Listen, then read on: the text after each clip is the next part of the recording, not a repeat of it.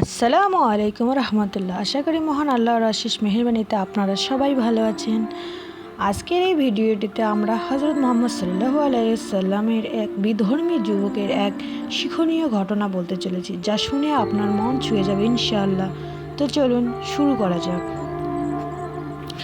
একদা মদিনার একজন যুবক প্রিয় নবী হজরত মুহাম্মদ সাল্লাল্লাহু আলাইহি সাল্লামকে অপদস্থ করার এক কুবাসনা নিয়ে নবীজি সাল্লাল্লাহু আলাইহি সাল্লামের কাছে এসে বললেন, হে মুহাম্মদ, আপনি দাবি করেছেন যে মহান আল্লাহর পক্ষ থেকে প্রেরিত নবী এবং আপনার কাছে নাকি মহান আল্লাহর পক্ষ থেকে অলি অর্থাৎ আল্লাহর বাণী আসে।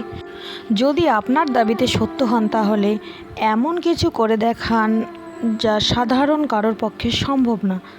তাই সেই কথা শুনে নবীজি সাল্লাল্লাহু আলাইহি সাল্লাম বললেন, ঠিক আছে, কি দেখতে চাও তুমি বলো। ঠিক আছে, যুবকটি বলল। দূরের একটা গাছের দিকে তাকিয়ে বলল, হাতের স্পর্শ ছাড়াই গাছটিকে এখানে এনে দেখান তো।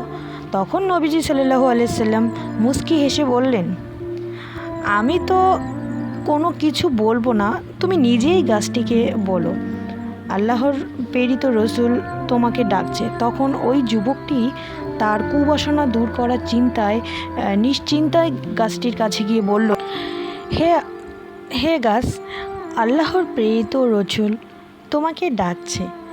তখন গাছটি সঙ্গে সঙ্গেই কম্পন করা শুরু করতে লাগলেন এবং সেখান থেকে লাফিয়ে লাফিয়ে নবীজির কাছে এসে পড়লেন।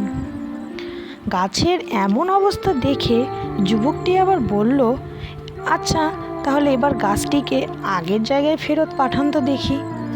তখন নবীজি সাল্লাল্লাহু আলাইহি সাল্লাম গাছটিকে বলার সঙ্গে সঙ্গেই গাছটি সেখান থেকে চলে গেল।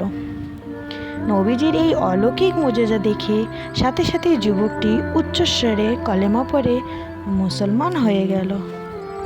তো আপনাদের কাছে যদি আমার এই ভিডিওটি ভালো লেগে থাকে তাহলে সবার কাছে শেয়ার করে দিন এবং ছোট্ট একটি অনুরোধ, একটা লাইক দিয়ে যাবেন অবশ্যই। খোদা হাফেজ।